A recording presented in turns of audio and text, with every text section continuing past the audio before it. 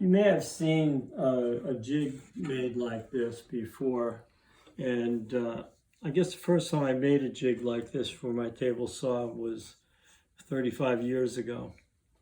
Anyway, I just made this jig, and it allows me to cut 45-degree angles on parts without having to change the angle of the blade on the table saw, which is good because a lot of times you have to change the angle of the blade and then you have it at a 45 and then you have to put it back to take a cut. This solves that problem.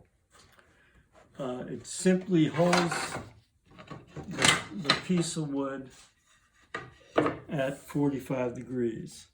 And you know where the miter will start. We'll start right in that corner. We'll take a cut.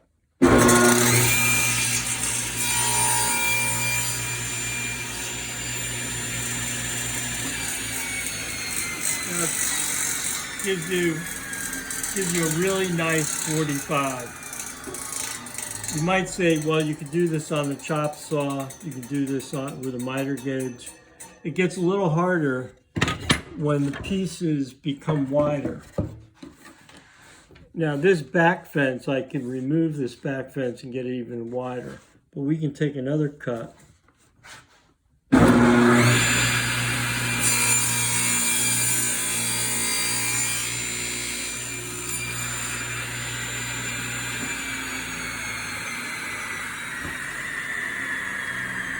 Now, this is a pretty wide piece, so if you want to make sure you're not going to slip with it, you could always take a clamp and clamp it.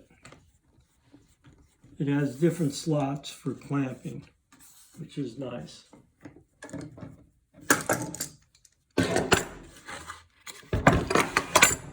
Now, if you want to make things the same length, you can slide the stop down, measure it, and then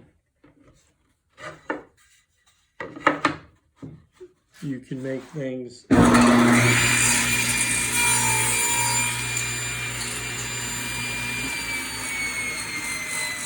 do things duplicate length. Now if you're doing something like this molding where you need a left and a right, you would have to take the other 45 and go on that side and hold it against this fence and cut. It's a very useful jig.